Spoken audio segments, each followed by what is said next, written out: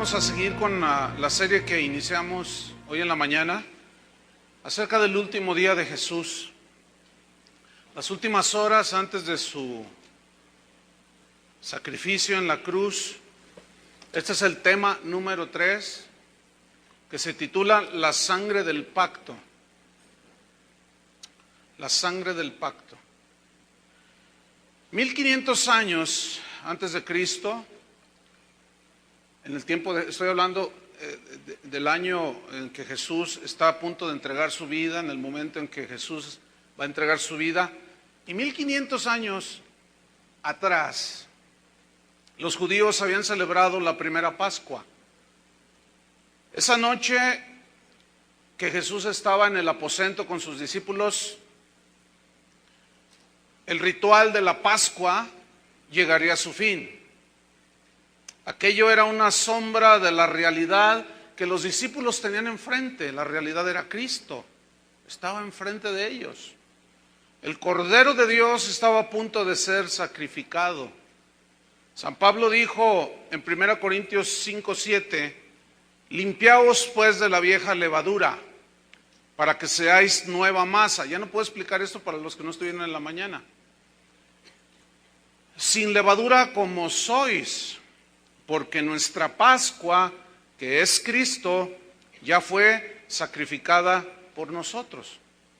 En ese momento se iba a iniciar una nueva era para la humanidad, porque un nuevo pacto entre Dios y el hombre estaba a punto de ser sellado con la sangre del Cordero de Dios. Esa noche, en aquel aposento, Jesús instituyó un recordatorio de su muerte, un memorial de su muerte. No era un acto o un ritual repetitivo de su muerte, como algunos lo han entendido así. Pero no, la Biblia es muy clara. En Hebreos 9:28 dice que Cristo fue ofrecido una sola vez para siempre. Una sola vez, un solo sacrificio por los pecados, para llevar los pecados de todos nosotros. Yo quiero que vayamos a Mateo, capítulo 26, y nos situemos en aquel aposento donde Jesús había comido ya la Pascua, había lavado los pies a los discípulos que se andaban peleando de quién iba a ser el mayor entre ellos.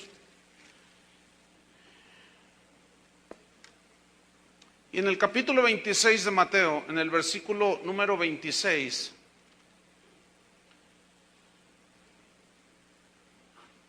después de que él había declarado quién lo iba a traicionar, dice, y mientras comían, esto es el Cordero de la Pascua, tomó Jesús pan y bendijo y lo partió. Ese partir el pan estaba él simbolizando el quebrantamiento de su cuerpo. ¿Cómo él iba a ser partido en muchos pedazos, literalmente? Y dice, tomó el pan Jesús, lo bendijo y lo partió y dio a sus discípulos. En ese momento Judas ya no estaba, ya se había salido. Eso nos habla de que la comunión, la cena del Señor o la mesa del Señor, la Santa Cena, solo participan los que son hijos de Dios. Entonces dice que dice en el versículo 26, y les dijo, tomad, comed, esto es mi cuerpo. Es evidente que ese pan que estaba allí, cuando Jesús se los presenta, lo parte y les dice, coman, es evidente que ese pan era un símbolo de su cuerpo. Era evidente que los discípulos estaban entendiendo perfectamente que Jesús no tenía dos cuerpos en ese momento. El cuerpo físico en el que estaba allí presente en ese momento y otro pedazo de pan, no. La Biblia es muy clara, el contexto nos la aclara muy fácil, no hay ningún problema, pero ese pan simbolizaba su cuerpo. Pero luego en el versículo antes de leer el 27, yo quiero que este mismo versículo que acabamos de leer, el 26, trasladémonos a Lucas 22 Y luego regresamos a Mateo 26, Lucas 22, 19. Porque cada uno de los escritores de los evangelios plasmaron su escrito guiados por el Espíritu Santo, y entre los 4 evangelistas se complementa toda la historia del último día de Jesús. Lucas 22, versículo número 19. Dice, y tomó el pan y dio gracias. La palabra gracias aquí es una palabra griega eucharisto, de donde se deriva Eucaristía. O sea, la palabra es netamente bíblica. Entonces tomó el pan, dio gracias y lo partió y les dio diciendo, esto es mi cuerpo. Y Lucas añade otra frase, fíjense, que por vosotros es dado. Juan dijo, por vosotros es partido. Pero luego añade Lucas, haced esto en memoria de mí. Así como ellos celebraban, hacían la ceremonia, el ritual de la Pascua, que recordaba su salida de la esclavitud de Egipto, comían el pan sin levadura, comían hierbas amargas. Así ahora Jesús está instituyendo un memorial de lo que Él iba a hacer en la cruz del Calvario. Volvamos a Mateo 26, en el versículo 27. Y tomando la copa y habiendo dado gracias, otra vez, eucharisteo es la palabra exacta en el griego, dando gracias y habiendo dado gracias, les dio diciendo, bebed de ella todos. Versículo 28, porque esto, y nota cómo lo pone en neutro, esto es mi sangre. Era obvio que él no se había sacado sangre en ese momento, ni nada por el estilo.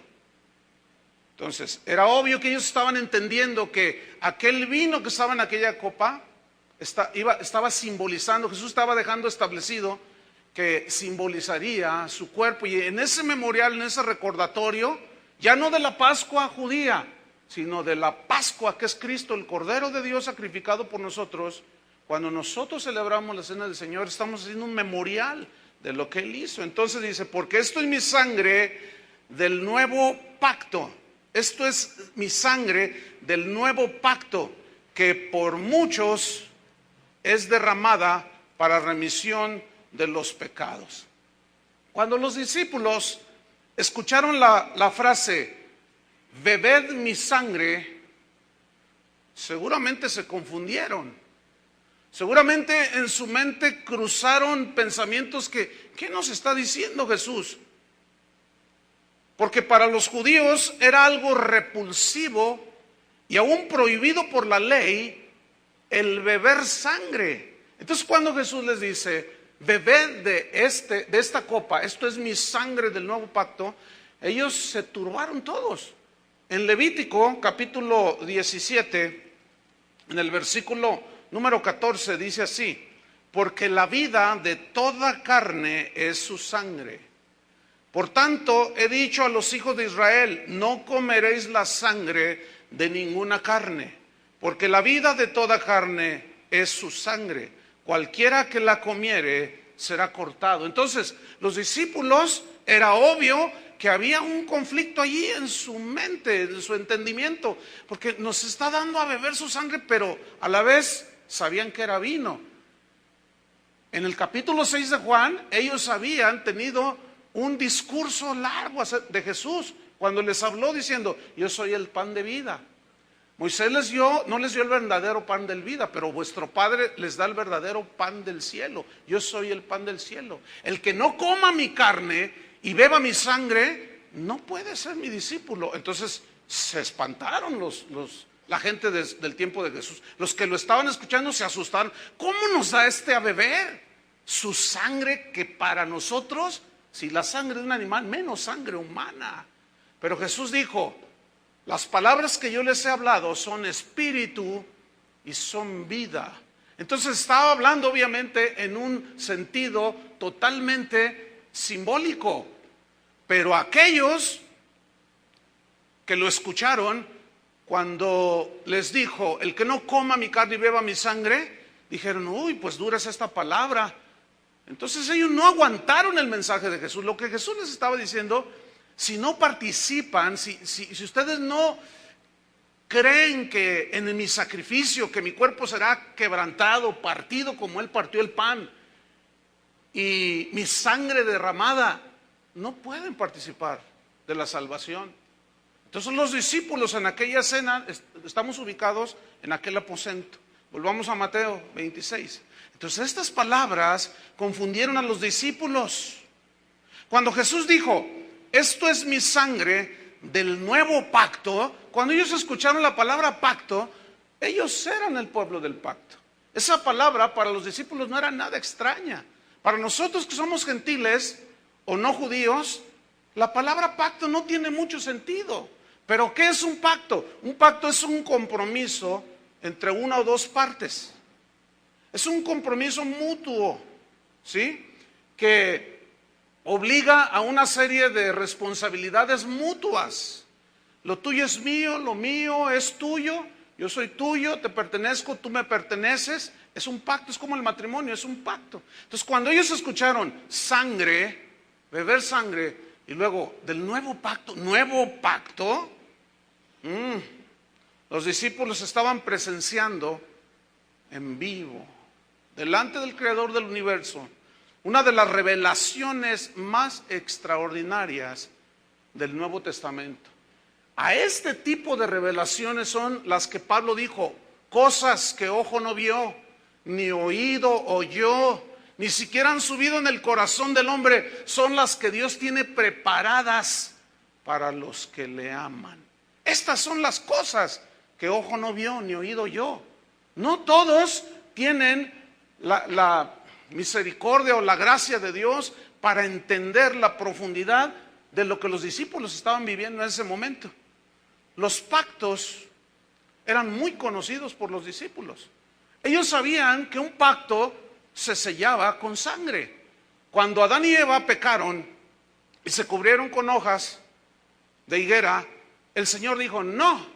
Entonces dice que los cubrió con pieles de animales, lo cual allí ya está implicando que Dios tuvo que sacrificar animales inocentes y derramar sangre.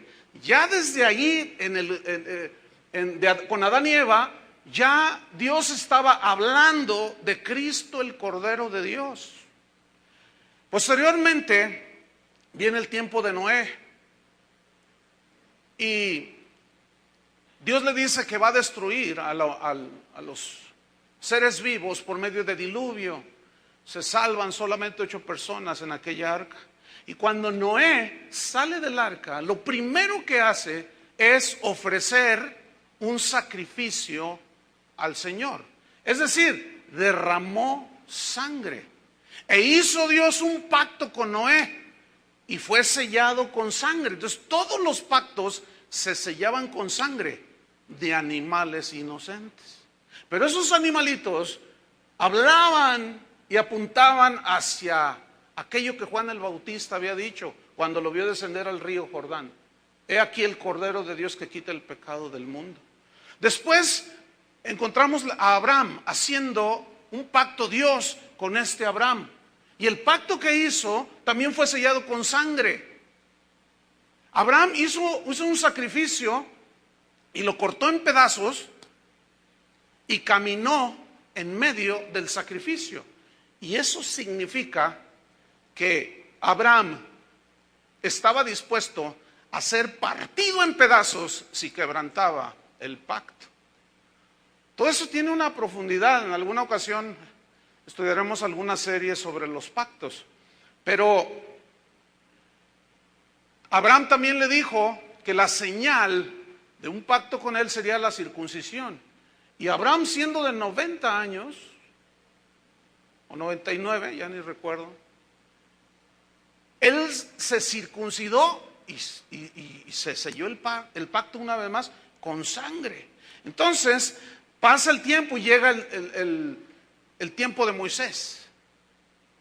Fue a él al que le dijo, celebrarás la Pascua, que significa pasar por encima, ir de salida. Y esto era un recordatorio que ellos debían hacer una vez al año al salir de la esclavitud de Egipto.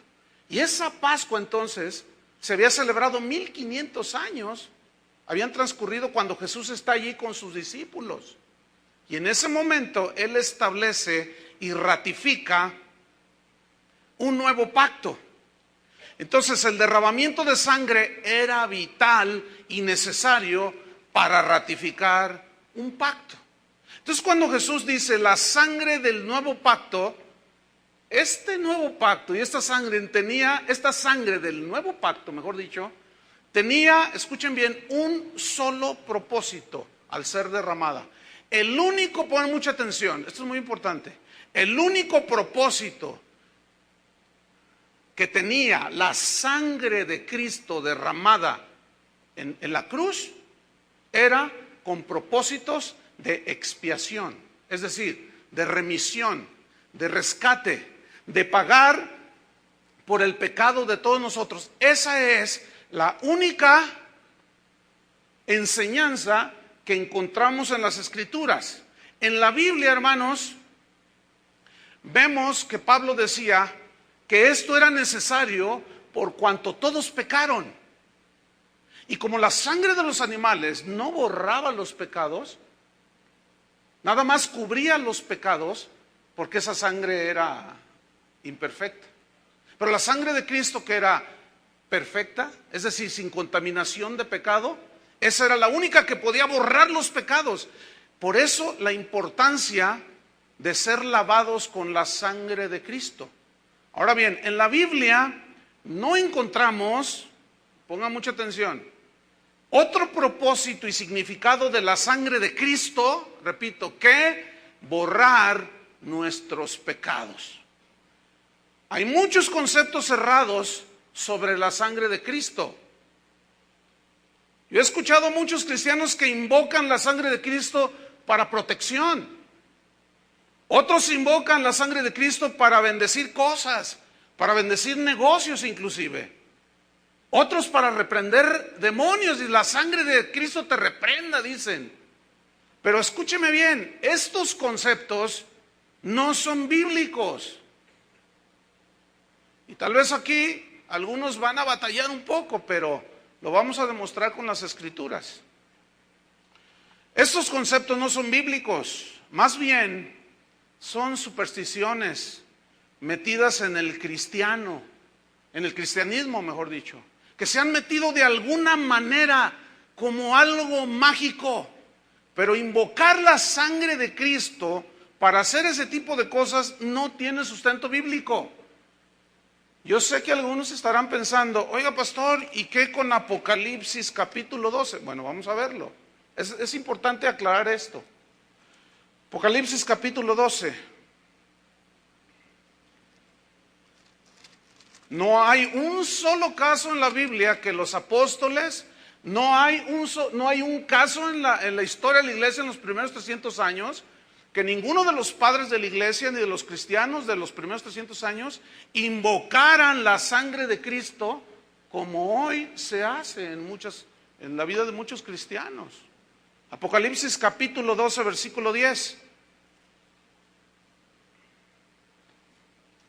Dice así: entonces oí una gran voz en el cielo que decía: ahora ha venido la salvación, el poder y el reino de nuestro Dios y la autoridad de su Cristo, porque ha sido lanzado fuera el acusador de nuestros hermanos. ¿Quién es el acusador de nuestros hermanos? ¿Quién es el que nos acusa delante de Dios? Satanás. ¿Vamos bien? Ok, ha sido echado fuera el acusador de nuestros hermanos, el que los acusaba delante de nuestro Dios día y noche. Pero escuche el versículo 11. Y ellos, o sea, los que han sido lavados por la sangre del Cordero, le han vencido, ¿a quién? A Satanás, por medio de la sangre del Cordero y de la palabra del testimonio de ellos, y menospreciaron sus vidas hasta la muerte. Esa frase, le han vencido por medio de la sangre del Cordero, significa por medio del sacrificio de Cristo. Aquí no se está haciendo una invocación o una enseñanza a que se invoque la sangre de Cristo para pedir protección. Y fíjense que eso se toma de cuando Dios le dijo a Moisés que pusiera la sangre del cordero en los marcos de las puertas. Pero eso era obviamente un simbolismo de salvación, de que el ángel de la muerte no iba a tocarlos. Como ahora nosotros, los que hemos sido lavados en la sangre del cordero, Satanás no puede hacer nada en contra de nosotros porque estamos seguros en las manos del Señor. Su sangre nos ha dado perdón de pecados. Somos una nueva criatura. Todas las acusaciones que Satanás haga contra nosotros no tienen efectividad porque Jesús intercede por nosotros. Está entre nosotros y el Padre intercediendo por los que hemos sido herederos de la salvación. Entonces, fíjese, no tiene sustento bíblico eso. El único efecto que tiene la sangre de Cristo es borrar pecados, limpiar el pecado. Cualquier otro uso o aplicación no tiene base bíblica, hermanos. Ahorita no nos faltaría tiempo para dar toda la enseñanza y buscar y darnos cuenta de que no existe ninguna enseñanza acerca de la invocación a la sangre de Cristo. Por lo tanto, este tipo de invocaciones carecen de efectividad y se cae en la superstición. ¿Qué es la superstición? Es una creencia extraña a la fe cristiana, en este caso. Es una definición del diccionario. Es una creencia desmedida. Superstición es dar un valor excesivo a algo. Mire, hace unos meses me mandaron un correo y no sé quién, y aquí lo tengo, y lo imprimí y vea de lo que se trata. Dice, clamando la sangre de Cristo y atando al enemigo. Entonces yo guardé el correo allí y cuando estaba estudiando eso me acordé. Se lo voy a leer, nada más una parte, ponga mucha atención. Dice, Padre, Dios, yo clamo la sangre de Jesús sobre mi vida, mi familia, todos mis familiares y mis amistades y sus familias, en las familias de la Iglesia de Cristo y sus familias, por los residentes de esta ciudad, por los empleados y los empleadores, estudiantes y aquellos que viajan fuera y dentro de la ciudad. Clamo la sangre de Jesús sobre cada pastor, apóstol, profeta, evangelista y maestro de esta nación, sus familias, iglesias, ministerios y negocios. Y sobre todo el entero cuerpo de Cristo, sus familias, casas, negocios y posesiones, en el nombre de Jesús. Satanás, en el nombre de Jesús yo te ato. Y todo principado y poder de las tinieblas, todo habitante espiritual de maldad en lugares celestes, todo espíritu malo, espíritu del demonio y todo espíritu que no sea de Dios que ha estado operando en contra de nosotros. Yo invoco la sangre de Cristo, yo cancelo todo maleficio, molestación, irritación, encanto, mal de ojo, trabajo de hechicería, adivinación, magia negra, física, control mental, nueva era, brujería, envidia. Es pura brujería eso, hermanos. No hay indicio en las Escrituras de semejante cosa. No existe. Jesús dijo, todo lo que pidiereis al Padre en mi nombre, yo lo haré. Es más, ni siquiera dijo que oráramos al Espíritu Santo. Sin embargo, muchas enseñanzas extrabíblicas han entrado al cristianismo. Volvamos a Mateo, capítulo 26, versículo 28. Mateo 26, 28. Entonces estábamos allí en aquel aposento tomando la copa, dio gracias, les dio, diciendo, bebed de ella todos, porque esto es mi sangre del nuevo pacto. Ahora note la frase que viene a continuación, que por muchos es derramada para remisión de los pecados. ¿Por qué no dice que por todos? ¿Por qué dice que por muchos? ¿Quiénes son esos muchos? Los que él ya sabía que un día iban a creer. Ahora, su sangre fue derramada por todo el mundo. Dios de tal manera amó Dios al mundo que dio a su Hijo. Pero no tiene ningún poder la sangre de Cristo si el oyente no cree. ¿Me explico? Entonces, ahí se comprueba una vez más que el único propósito de la sangre de Cristo y la enseñanza en toda la Biblia acerca de la sangre es para perdón de pecados. No hay ninguna otra aplicación. Entonces, aquí instituye Jesús este memorial de su muerte expiatoria, que expió los pecados, borró los pecados. Él estaba haciéndolo de una manera simbólica en ese momento. Unas horas después, en la cruz del Calvario, Él iba a decir, consumado es, se consumó la obra.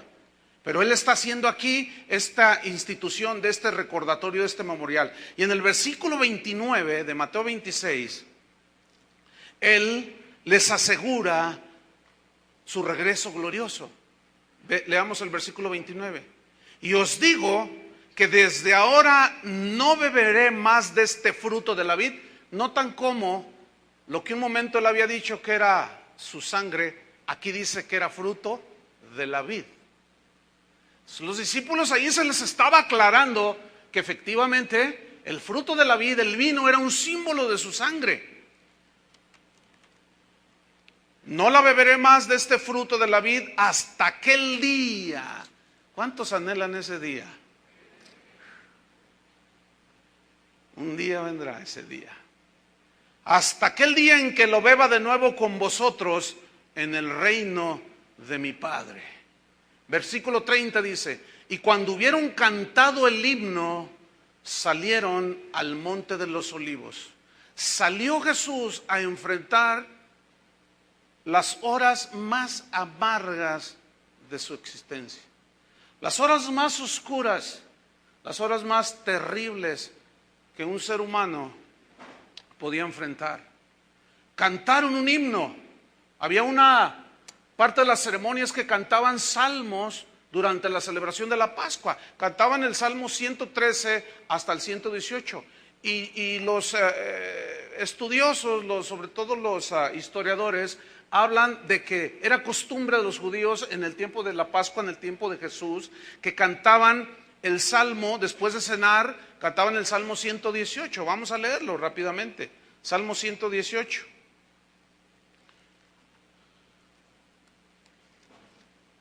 Entonces, antes de salir a Getsemaní, cantan el Salmo 118.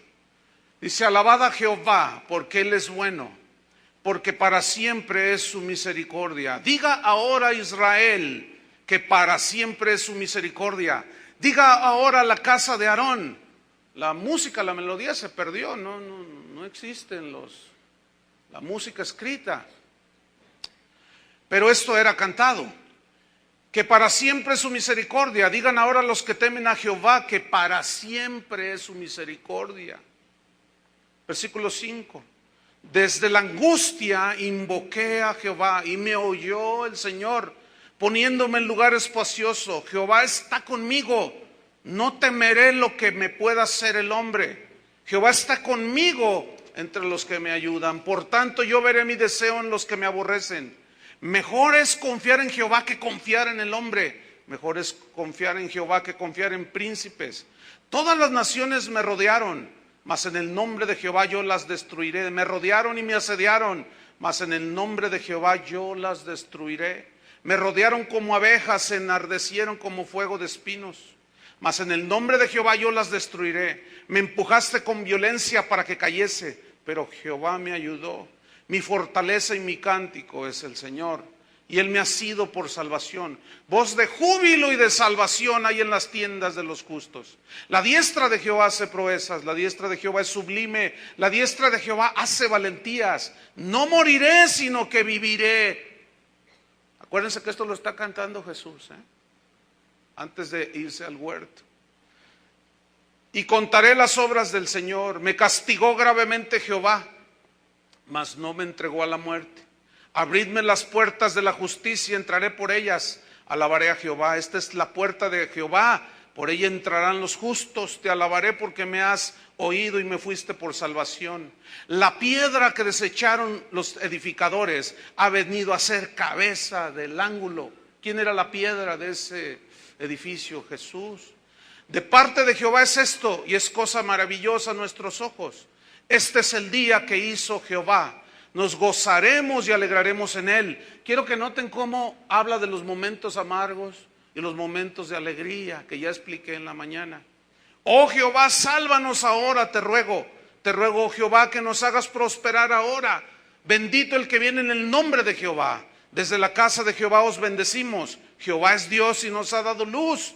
Atad víctimas con cuerdas a los cuernos del altar. Mi Dios eres tú y te alabaré, Dios mío, te exaltaré. Alabad a Jehová porque Él es bueno, porque para siempre su misericordia. Fue después de cantar este salmo, hermanos, que antes de partir hacia el huerto de Getsemaní, Jesús oró una oración que solamente aparece en el Evangelio de San Juan, y es el capítulo 17, que solamente él lo registra. Vamos a verlo. Juan capítulo 17. Una oración maravillosa, una oración poderosa que salieron de los labios de Jesús horas antes de ser martirizado. Juan capítulo 17. Yo les expliqué en la mañana que los escritores de los evangelios, cada uno escribió partes que otros no escribieron, pero guiados por el Espíritu Santo. Entonces, cuando nosotros tomamos lo que escribió Mateo, Lucas, Marcos y Juan y los tratamos yo me tardé bastante en poder ligarlos, ¿sí? ¿Cuál era la cronología? Entonces, ellos cantan el himno, van antes de salir hacia Getsemaní, es cuando él hace esta oración de Juan 17. Vamos a estudiarla. Estas cosas habló Jesús y levantando los ojos al cielo dijo: Padre, la hora ha llegado. Múltiples veces Jesús había dicho, pero su hora no había llegado. Su hora no había llegado. Pero en ese momento dijo: Padre, la hora ha llegado. Glorifica a tu Hijo para que también tu Hijo te glorifique a ti. Como le has dado potestad sobre toda carne, para que dé vida eterna a los que les diste. Yo quiero enfatizar esta frase, vida eterna. Y esta es la vida eterna, que te conozcan a ti. Ahora, esta palabra vida es una palabra griega, zoe, con Z. Y zoe significa vida en sentido absoluto. Vida como la misma clase de vida que Dios tiene. Pregunto, ¿Dios se muere? Por eso es vida eterna.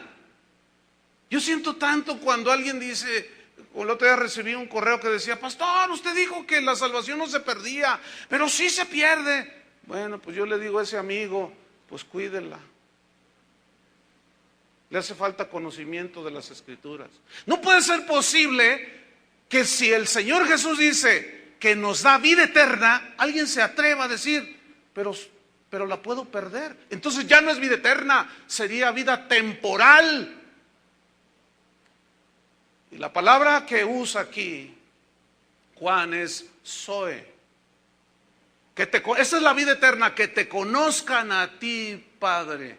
Y ese conocimiento del Dios el Padre vino a través de ¿quién? De Jesucristo. Que te conozcan a ti y a Jesucristo a quien has enviado. Sigo leyendo. Esta es la vida eterna, que te conozcan a ti, el único Dios verdadero, y a Jesucristo. Se pone a la par que el Padre. A quien has enviado. Versículo 4. Yo te he glorificado en la tierra, te he honrado en la tierra. Eso significa. Y luego añade, he acabado la obra que me diste que hiciese. Bueno, en ese momento todavía no moría en la cruz, pero no había nada absolutamente que se interpusiera para que Cristo no muriera en la cruz. En un plan soberano que expliqué en la mañana, de cómo aún en el sacrificio de Cristo la soberanía de Dios se manifestó de una manera maravillosa, con un control absoluto de todas las circunstancias. Entonces él habla de esta manera, aunque todavía no moría en la cruz, Pero él está diciendo, nada se podrá interponer. Pedro una vez le dijo a Jesús y lo reprendió, lo regañó, que esto no te acontezca. Y Jesús le dijo, quítate delante de mí, Satanás, porque no pones tu mira en las cosas de arriba del cielo, sino en las cosas terrenales. Entonces dice, he acabado la obra que me diste que hiciese. Versículo 5, ahora pues, Padre, glorifícame al lado tuyo con aquella gloria que tuve contigo antes que el mundo fuese. En el mismo Evangelio de Juan, el capítulo 1, versículo 1, dice que en el principio era el verbo, la palabra, y el verbo estaba con Dios, y el verbo era Dios. Y ese verbo vino y se encarnó, tomó forma humana, el verbo divino de Dios, el Hijo divino de Dios, y tomó forma humana, a lo suyo vino y los suyos no le recibieron, mas a todos los que le recibieron, y recibir significa creer en él, les dio potestad de ser llamados hijos de Dios, como cantamos hace un rato. Qué tremendo.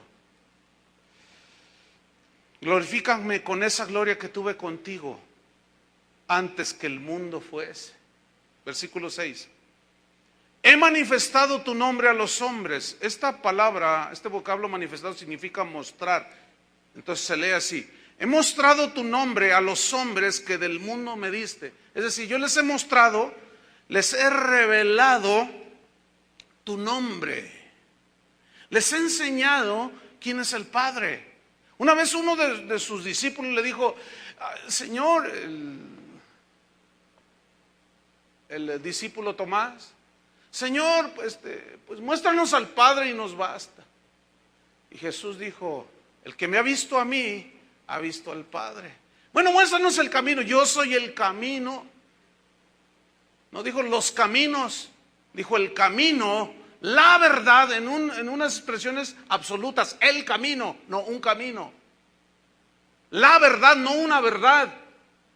Y la vida, Zoe. Que esa es la vida que vino a regalarnos. Vida, la misma clase de vida que Dios tiene. Vida eterna.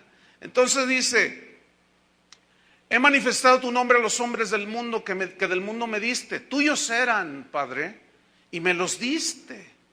Y han guardado tu palabra. Esta palabra guardado significa conservado.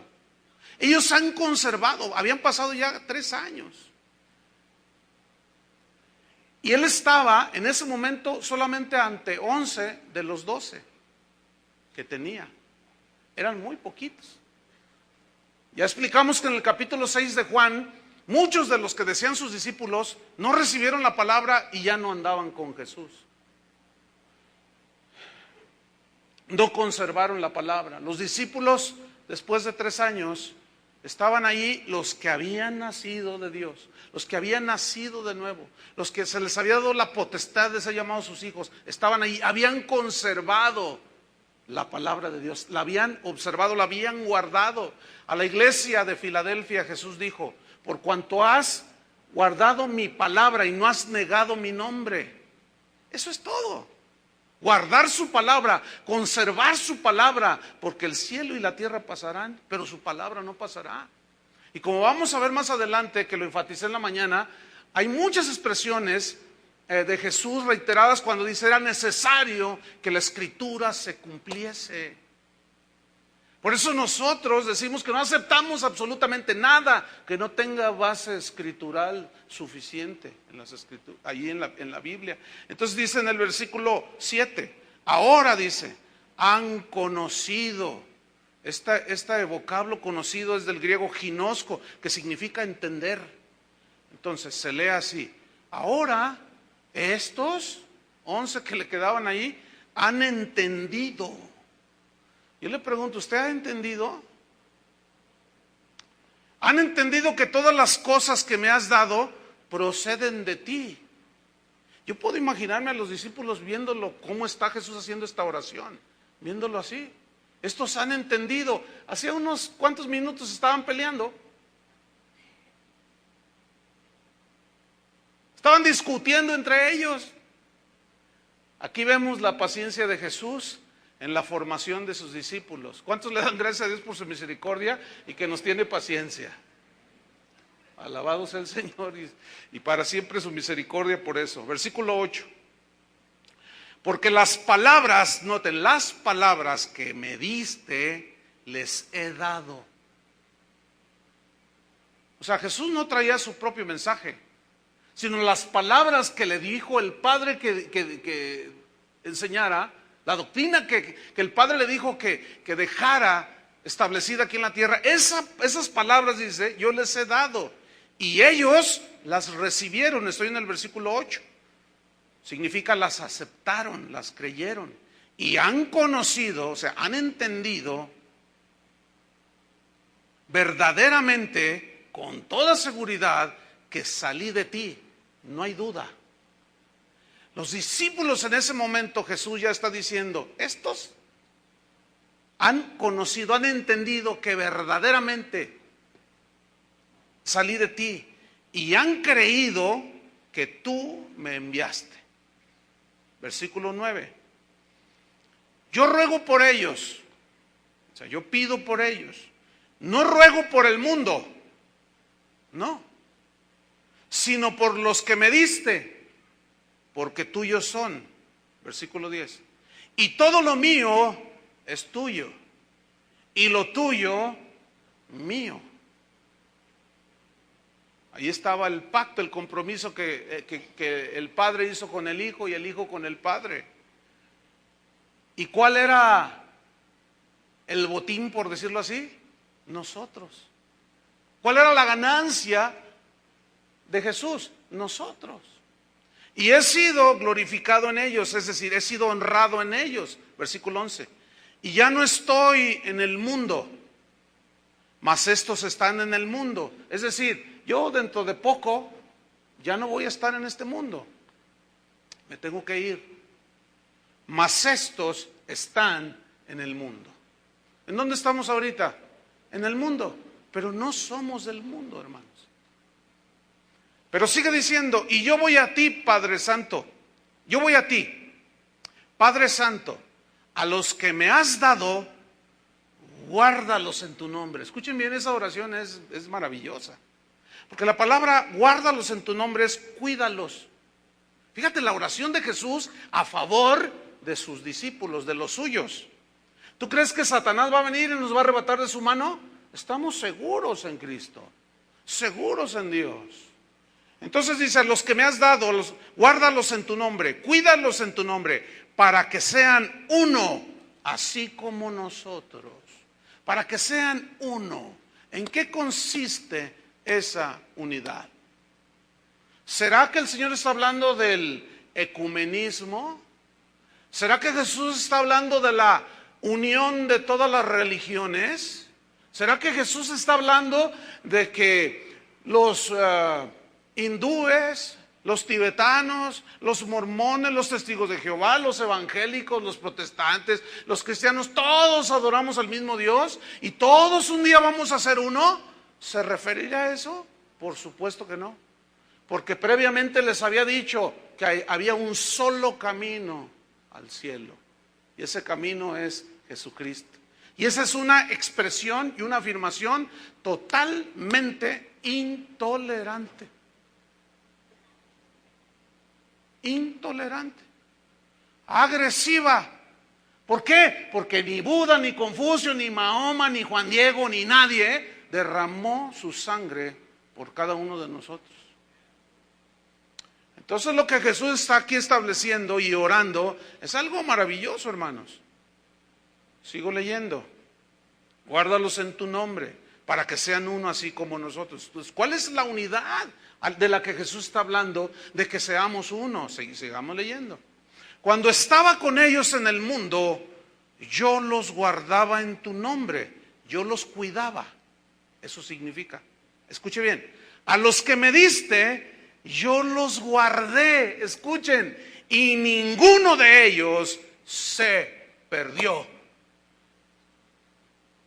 sino el hijo de perdición, para que la escritura se cumpliese. Ninguno de los que me diste, ninguno de los que creyeron, escuchen bien para los que todavía creen que la salvación se les pierde. El que es nacido de Dios, es nacido de Dios. Por eso dice, el que es nacido de Dios vence al mundo. ¿Y quién está en el mundo? Satanás. Y mayor es el que está dentro de nosotros que el que está en el mundo. Entonces, cuando Jesús está diciendo esto, está diciendo verdades profundas. Escuchen, yo los guardé y ninguno de ellos se perdió. Escúchame bien, si tú eres hijo de Dios y los que me escuchan por la radio. Si tú eres nacido de Dios, si has tenido un genuino arrepentimiento, una conversión, tu vida ha dado un cambio de 180 grados, el Señor te ha hecho su hijo. Y no lo digo yo, no es mi mensaje, son las palabras de Jesús. Yo los guardo en tu nombre. Y ninguno de los de Él será arrebatado de su mano. Nadie, hermano, estamos seguros en Cristo. Lo único que nos falta es esperar que Él venga, hermanos. Pero entre tanto que Él viene, vamos a ser testigos fieles de Él aquí en la tierra. Amén. Sigo leyendo. Versículo 12. En el versículo 13. Pero ahora voy a ti y hablo esto en el mundo para que tengan mi gozo, el gozo del Señor. ¿Se acuerdan que este pasaje fue después de que instituye la celebración de la última cena?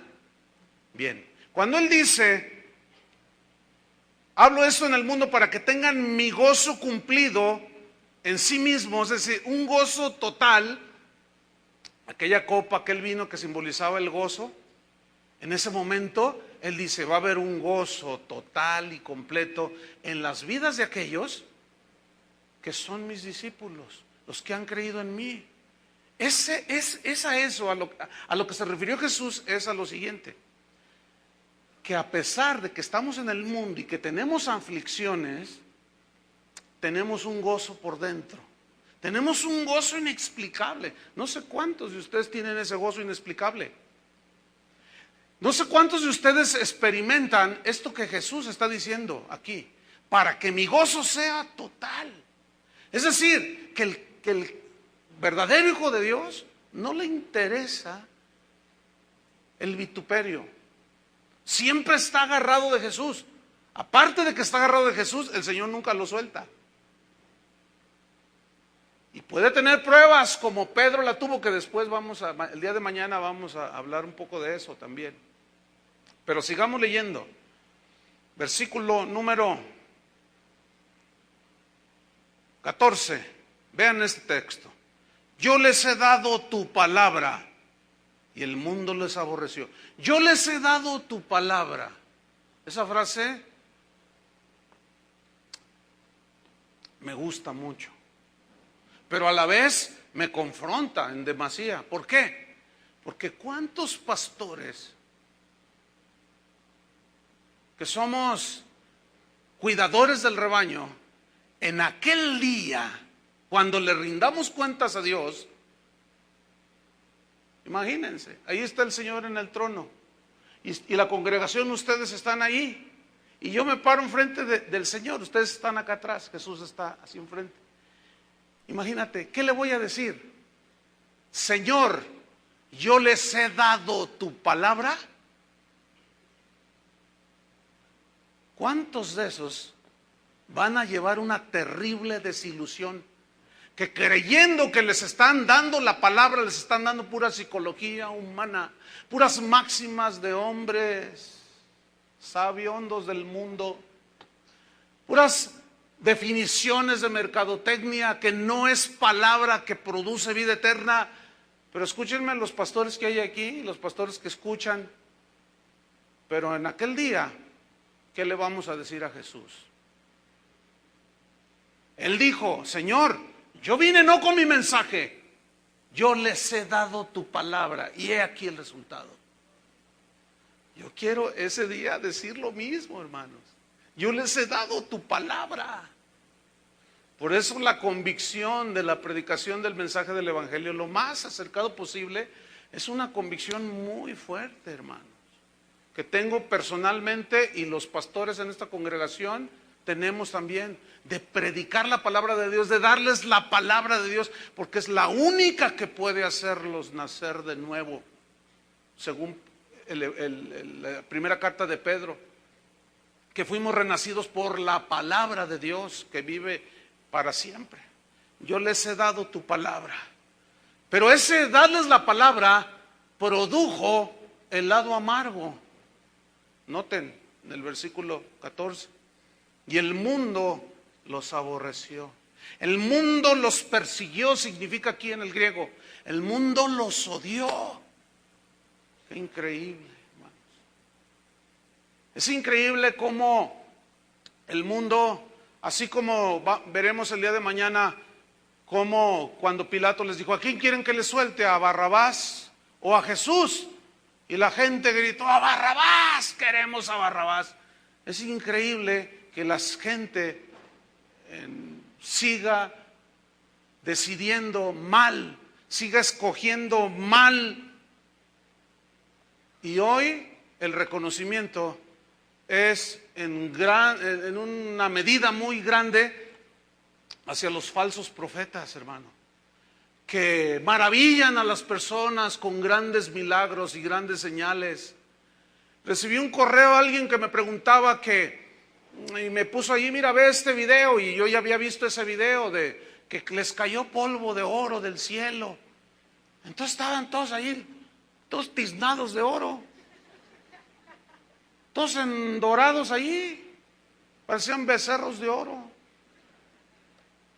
Entonces, la persona que me estaba mandando ese correo dice, yo no creo eso, pastor, no es de esta congregación, no sé ni quién sea, pero me estaba haciendo unas preguntas. Dice, yo no creo eso porque eso no se ve en la Biblia.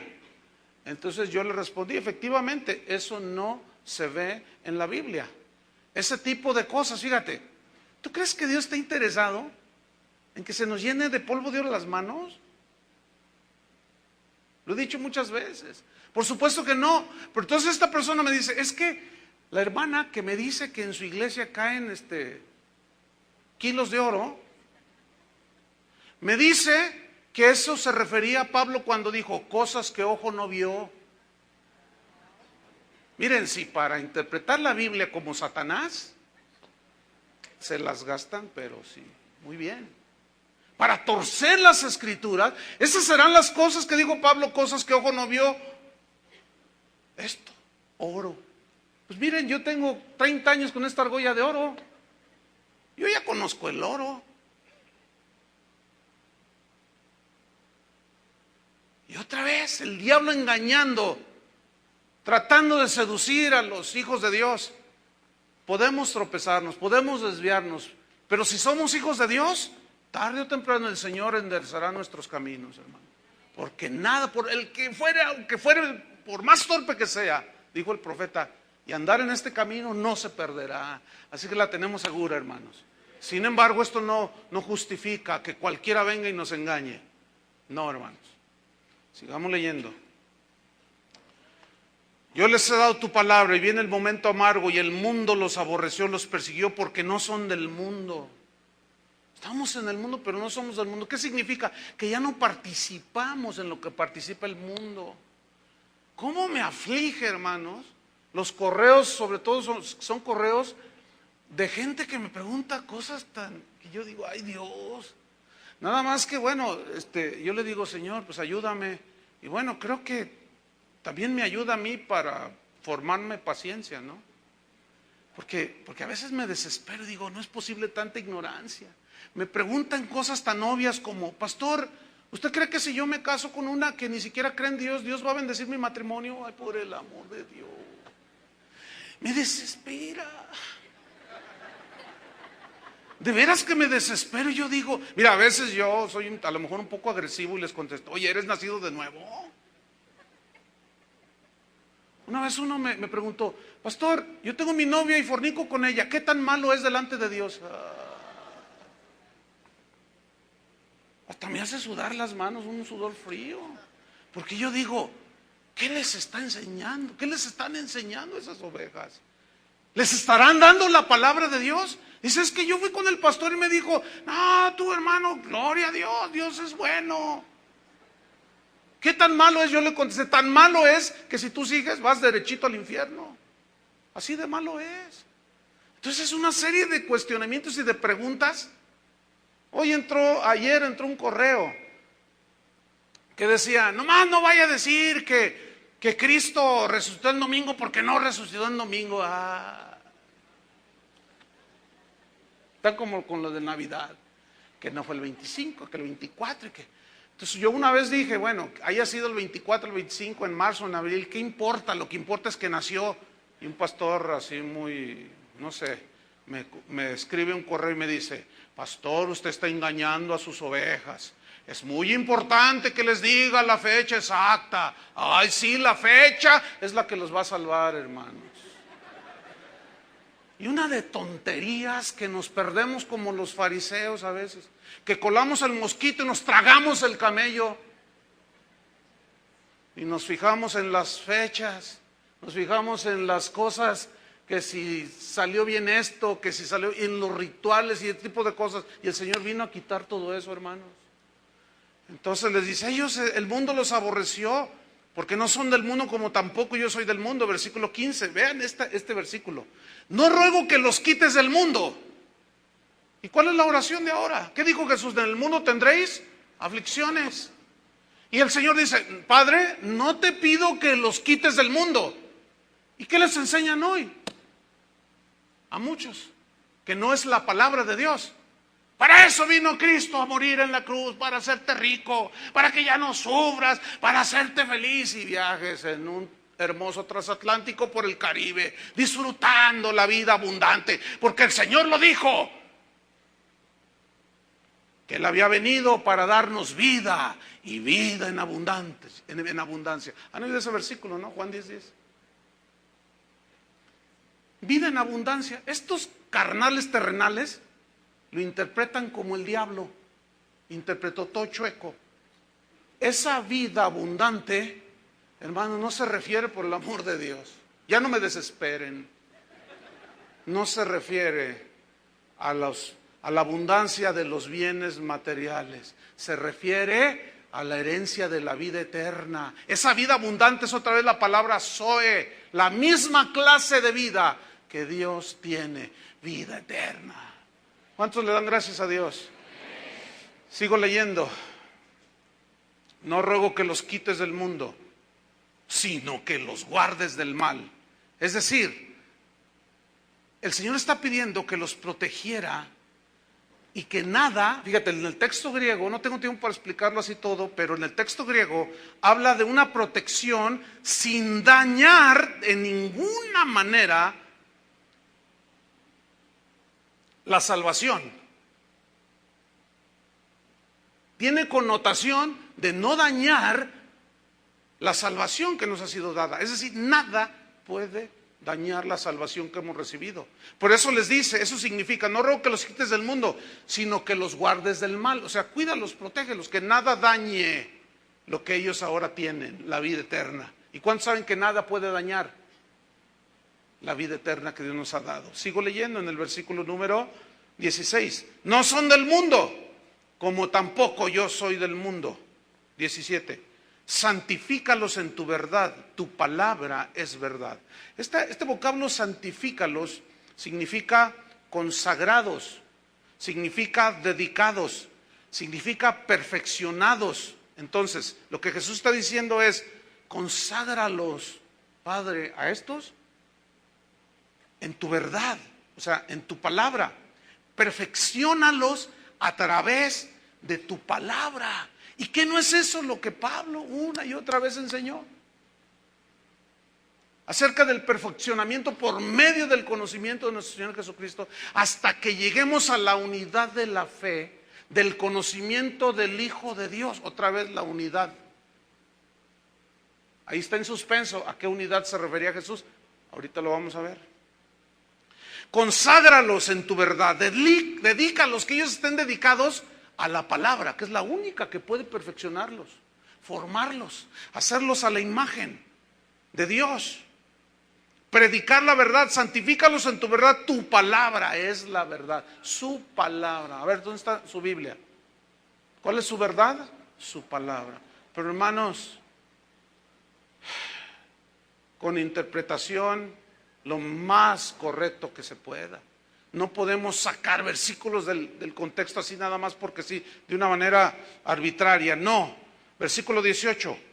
Como tú me enviaste al mundo, así yo los he enviado al mundo. Porque Él ya se iba y ahora Él nos envía. En Hechos capítulo 1 versículo 8 dijo, me seréis testigos. Y ese vocablo, testigos, viene de la palabra griega martureo, que significa mártires. O sea, Jesús dio su vida, Él ya se iba, nos dio vida eterna, y Él había dicho, no teman a los que matan el cuerpo, porque el alma no pueden matar. Más bien tengan temor de Dios. Él es el que puede echarlos al infierno. Que su temor sea no el temor al hombre, sino el temor a Dios. Entonces dice, como tú me enviaste al mundo, yo los he enviado al mundo. Hermanos, no podemos sacarnos ni hacernos a un lado, los verdaderos discípulos, de estar aquí en el mundo y enfrentar las mentiras de Satanás, los engaños de Satanás, la perversidad del mundo, el engaño del mundo. No podemos refugiarnos en un rinconcito y decir, ay no, yo no, protégeme, no, guárdame. No, el Señor nos mandó a enfrentarlo. Y la confrontación más fuerte con el mundo es cuando tú predicas la palabra de Dios. Te van a vituperar, te van a decir. Mire, ayer Toño Ortiz me dice, oye, fíjate que en uno de los videos que salen allí, que la gente ha subido a internet, nosotros no hemos subido ningún video de nosotros al famoso YouTube. Nadie de aquí ha hecho eso, la gente lo sube. Entonces hay una parte donde la gente puede comentar ahí. Y me dice Toño Ortiz ayer, no hombre, mira, hay uno que dice de ti, pero le digo, eso no es nada. No, si después de que estudiemos la agonía de Jesús, mañana va a ser un día extraordinario en cuanto a la explicación de toda la pasión que sufrió, el sufrimiento. Yo cuando estaba preparando estos estudios y comparo lo que me dicen que yo soy basura, digo, no hombre, eso no duele nada. Y lo comparo con Jesús y que me dicen que soy un quién sabe qué, que el Mesías de Guadalajara, que el loco quién sabe qué, que el exagerado.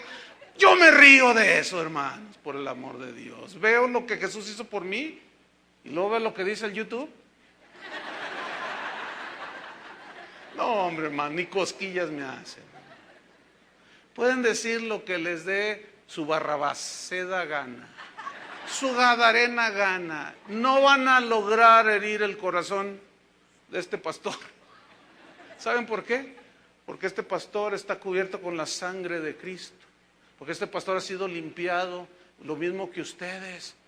Y hermanos, yo sé que nos estamos enfrentando a las fuerzas de las tinieblas, pero nunca van a prevalecer contra la luz.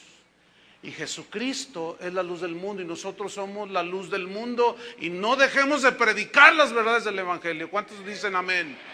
No debemos de dejar, debemos de cada vez más, al contrario, predicar la palabra de Dios. No le hace, no importa. No importa que saquen reportajes y digan cosa y media. A Jesús le dijeron borracho, comilón, que tenía demonio. No, olvídense. De veras, hermano, cuando digan cosas de ti, que tu corazón esté guardado, protegido. ¿Por qué? Porque nunca vamos a igualar lo que le hicieron a Jesús. Vámonos sobre el final de Juan. Estoy en el versículo número, si me ayudan, ¿en cuál voy? 19. Y yo por ellos me santifico a mí mismo, para que también ellos sean santificados en la verdad, o sea, consagrados en la verdad, dedicados a la verdad del Evangelio, día con día. Versículo 20, vean qué oración aquí. Mas no ruego solamente por estos, solo eran 11 ahí. No ruego solamente por estos, sino también por los que han de creer en mí por la palabra de ellos. ¿Saben quiénes son esos? Usted y yo. ¿No le dan un aplauso al Señor? Amén.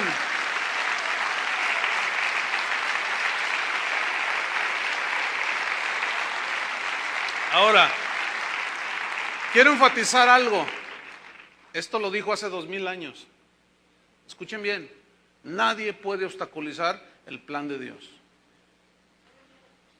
Pablo decía, yo daré mi vida y me extiendo hacia la meta, y hablaba en estos términos y decía, todo lo hago por amor a los escogidos. ¿Quiénes son los escogidos? Los que Dios sabe que cuando un día se les presente el evangelio van a creer. Bueno, pues por eso yo me quemo, por eso yo en lo individual me quemo las pestañas. Ya hasta este ojo me está fallando, hermanos, de tanta lectura, de tanto leer, de tanto, ya hasta me tengo que operar este ojo. O sea, ya no veo así nubes. Y el doctor me dijo, es que usas mucho tu vista. Sí, pero ¿saben por qué? Aún Pablo decía, porque aún me gastaré a mí mismo por amor a los escogidos, por amor a los que Dios ha llamado, por los que Él sabe que un día van a recibir. Y es por eso que en este lugar queremos hacer lo mismo, por amor a los escogidos, aunque de tanto leer y qué sé yo, nos quedemos ciegos. Como el que es nuestro tutor, el hermano Pablo Hunter, ya casi no ve, es más, ya no lee. Pero ¿saben una cosa? Se sabe la Biblia de memoria, hermanos, es increíble. Es un viejito de más de 90 años, pero yo digo, cuando yo sea grande quiero ser así. Versículo número 20, mas no ruego solamente por esto, sino también por los que han de creer en mí por la palabra de ellos, para que todos sean uno. Otra vez aquí, la unidad. ¿En qué consiste que todos seamos uno? Escuchen en qué consiste la unidad aquí. En los que son lavados por la sangre del Cordero. Que definitivamente habrá dentro de la iglesia presbiteriana, dentro de los metodistas, no todos los que dicen que van a la iglesia bautista, no todos son salvos. No todos los que dicen que van a la iglesia presbiteriana son salvos, lavados con la sangre de Cristo. No todos los que vienen a esta casa de oración son salvos. Entonces, ¿cuál es la verdadera unidad que el Señor está hablando? La verdadera unidad es, y tenemos aquellos que hemos sido lavados por la sangre del Cordero. Podemos tener diferencias en cosas que no son esenciales, pero si somos lavados con la sangre de Cristo, somos uno, como el Padre y el Hijo eran uno, somos uno nosotros. No está hablando de la unión de todas las religiones, esa es una blasfemia y esa es una herejía. La unidad de la que habla aquí Jesús es la de los que son lavados con la sangre de Cristo, santificados en la palabra de Dios y limpiados por la sangre del Cordero de Dios. Para que todos sean uno como tú, oh Padre, en mí y yo en ti, que también ellos sean uno en nosotros, para que el mundo crea que tú me enviaste, es decir, unidos por la cruz. La gloria, versículo 22, que me diste, yo les he dado, para que sean uno, así como nosotros somos uno, yo en ellos y tú en mí, para que sean perfectos en unidad. ¿Cuál es la perfecta unidad de un ser humano con el Padre? A través del sacrificio de Cristo. Esa es la perfecta unidad, para que el mundo conozca que tú me enviaste y que los has amado a ellos como también a mí me has amado. Padre, aquellos que me has dado, quiero que donde yo estoy, también ellos estén, para que vean mi gloria que me has dado. Porque me has amado desde antes de la fundación del mundo. Padre justo, el mundo no te ha conocido, pero yo te he conocido, y estos han conocido que tú me enviaste, han entendido que tú me enviaste, y les he dado a conocer tu nombre, y lo daré a conocer aún, para que el amor con que me has amado esté en ellos y yo en ellos. Esté en ellos y yo en ellos. Esa es la unidad. Cristo en nosotros, la esperanza de gloria. De modo que si alguno está en Cristo, nueva criatura es. Esa es la verdadera unidad. Esa es la unidad que habla aquí. Termino, hermanos.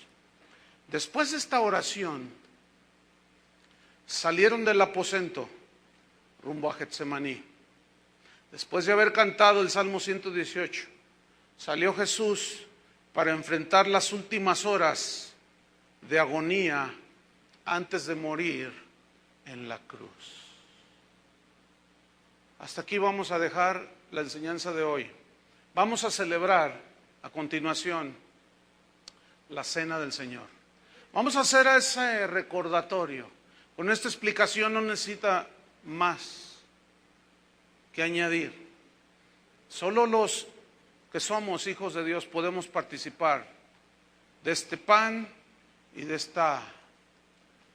este fruto de la vid. Es muy sencillo. Si se ponen todos de pie, dejen sus cosas ahí. Voy a pedir que todos los del grupo de alabanza vengan acá arriba. Mientras estamos adorando al Señor, van a pasar ahí junto a usted y usted va a tomar un pedazo de pan, un vasito con jugo de la uva, de la vid, que representa la sangre del Cordero. Vamos a hacer ese recordatorio de lo que Él hizo hace casi 2000 años en esa cruz. Nada más una instrucción. Así como está de pie, mientras se acomodan todos, y si comienzan a pasar ya los ujieres, los que van a servir la cena, vamos a hacer este memorial. San Pablo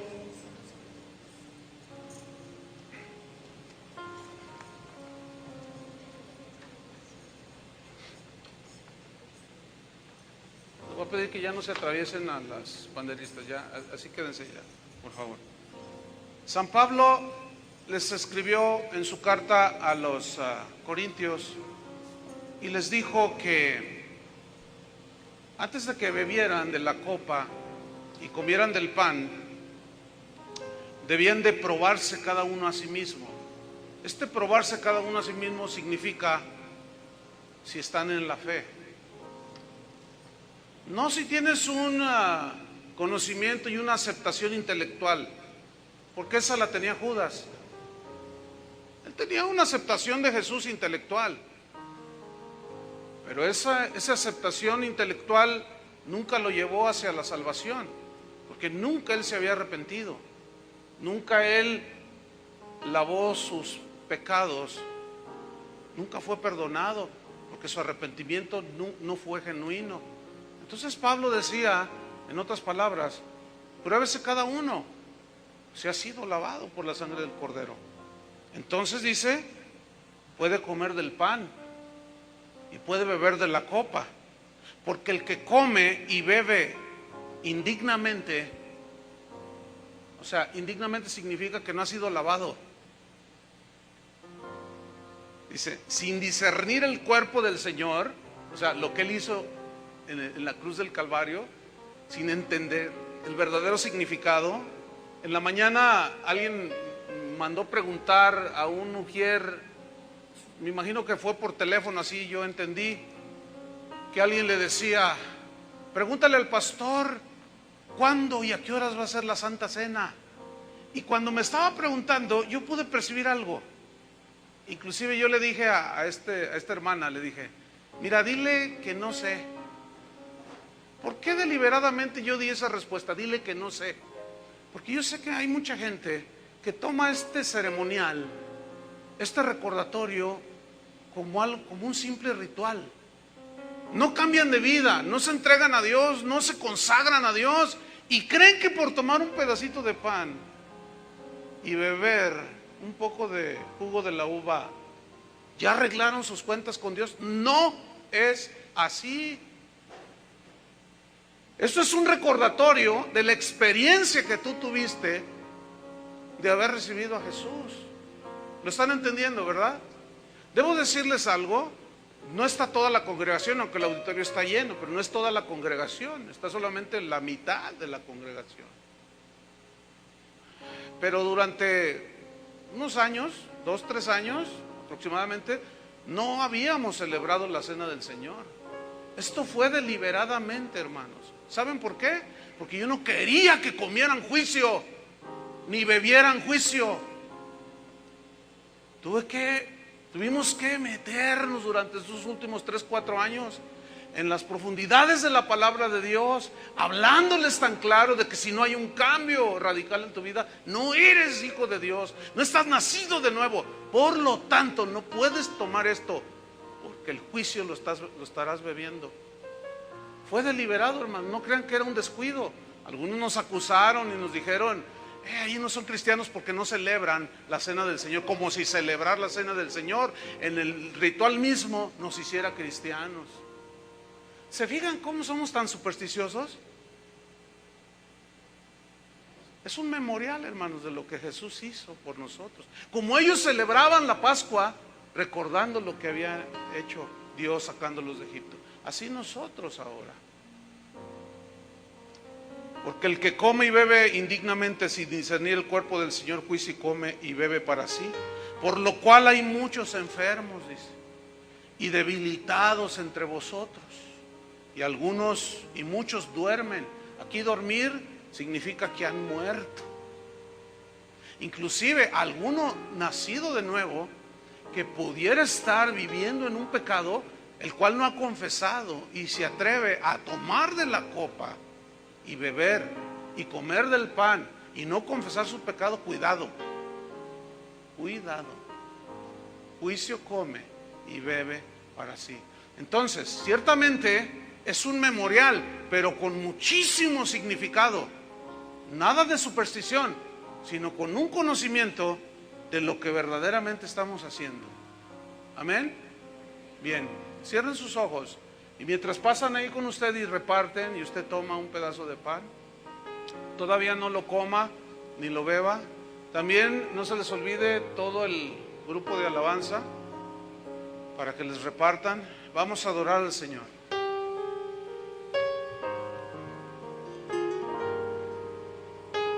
Gracias, Señor.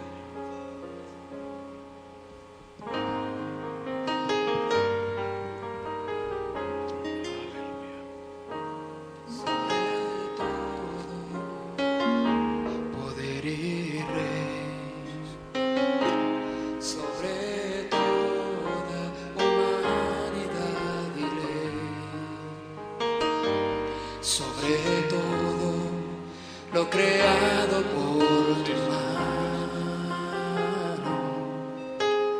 desde el principio eres tú. Sobre todo, reino y nación,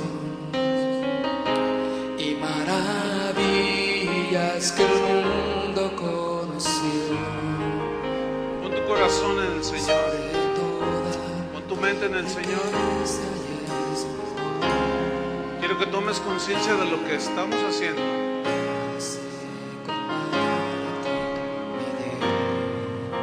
Sí, Señor.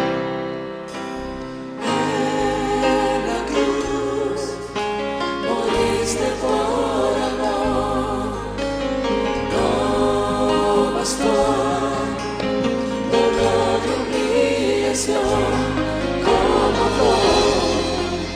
Que alguien piso yo, que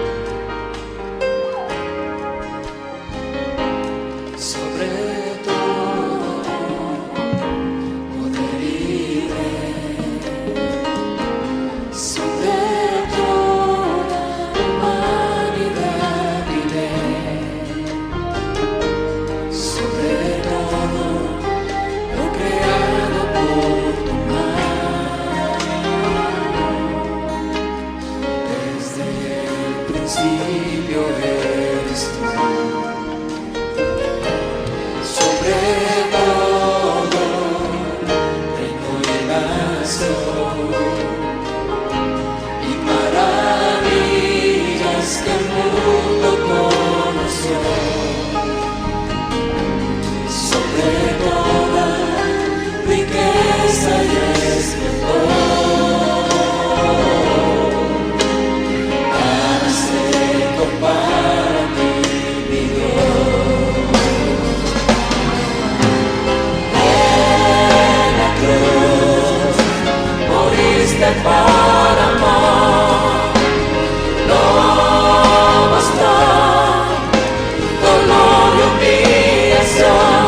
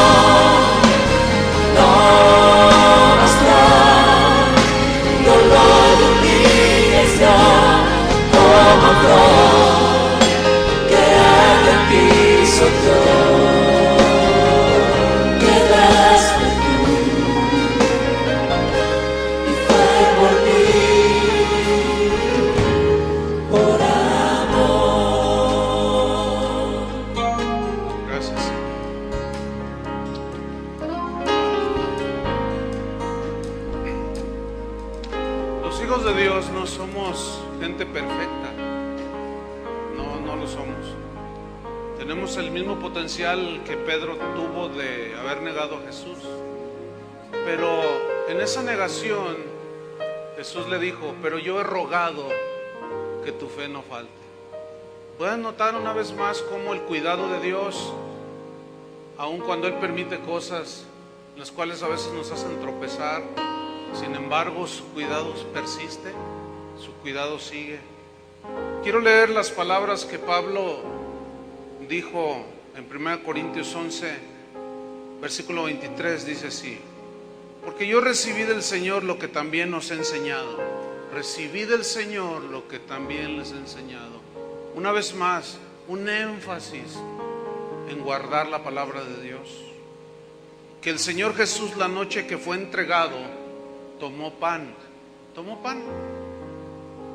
y habiendo dado gracias, lo partió y dijo: tomad, comed, esto es mi cuerpo, que por vosotros es partido, haced esto en memoria de mí. Vamos a comer del pan, pero si alguien todavía no arregla sus cuentas con Dios, ya estoy hablando como hijo de Dios, este es el momento. La sangre de Jesucristo sigue teniendo el poder para limpiar nuestros pecados y limpiarnos de toda maldad. Si confesamos nuestros pecados, Él es fiel y justo para perdonarnos. Y a vosotros estáis limpios por la palabra que yo les he hablado. Y el que está limpio, lavado totalmente, no necesita sino lavarse las manos, la cabeza o la cara o los pies. Eso lo expliqué en la mañana. Porque nos ensuciamos.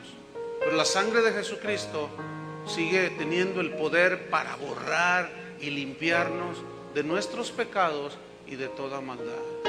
Comamos este pan que simboliza el cuerpo de Cristo y recordemos lo que Él hizo en la cruz. Amén.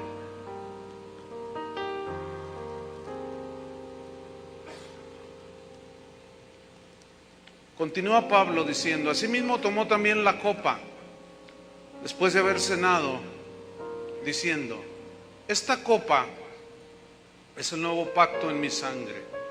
Haced esto todas las veces que la bebiereis en memoria de mí. Así pues, todas las veces que comiereis este pan y bebiereis esta copa, la muerte del Señor anunciáis hasta que Él venga. Bebamos, hermanos, y esperamos a nuestro Señor Jesús. Esperamos al Señor Jesús. La novia y el Espíritu dicen: ven. Gracias, Señor, porque estamos perfectos en unidad. Esa unidad se hizo perfecta en el momento en que la sangre del Cordero nos limpió de todos nuestros pecados.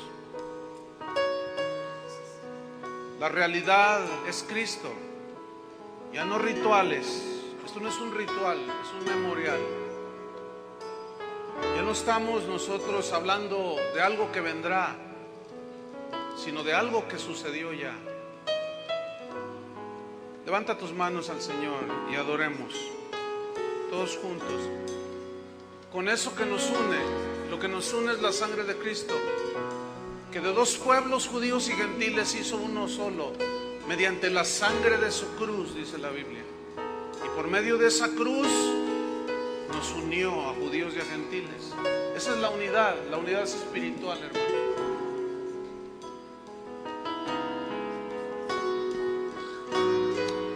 Gracias, Señor. Gracias, Señor. Te adoramos, Señor. Gracias. Dale gracias porque tus pecados fueron perdonados, fueron borrados. Ya no hay condenación para los que estamos en Cristo. Qué misericordia del Señor. La sangre, Preciosa sangre. preciosa sangre que derramó y reventó, me limpia, Sí, Señor, nos limpia, ha restaurado restaura. y todo pecado Él crucificó. La sangre, preciosa sangre que derramó y reventó, me limpia, me ha restaurado y todo pecado Él crucificó. La sangre, preciosa sangre que derramó y reventó, me limpia, me ha restaurado y todo pecado Él crucificó.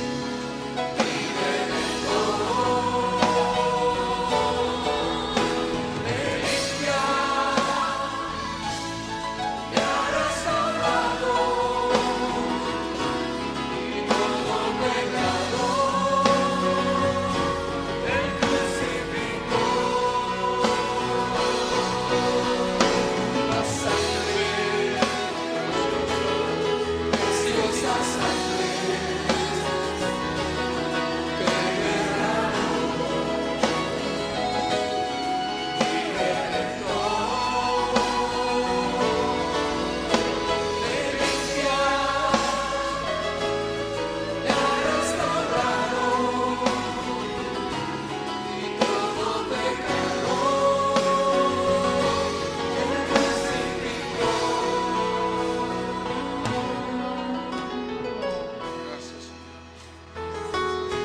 Antes que nos vayamos, vamos a adorar unos minutos más al Señor.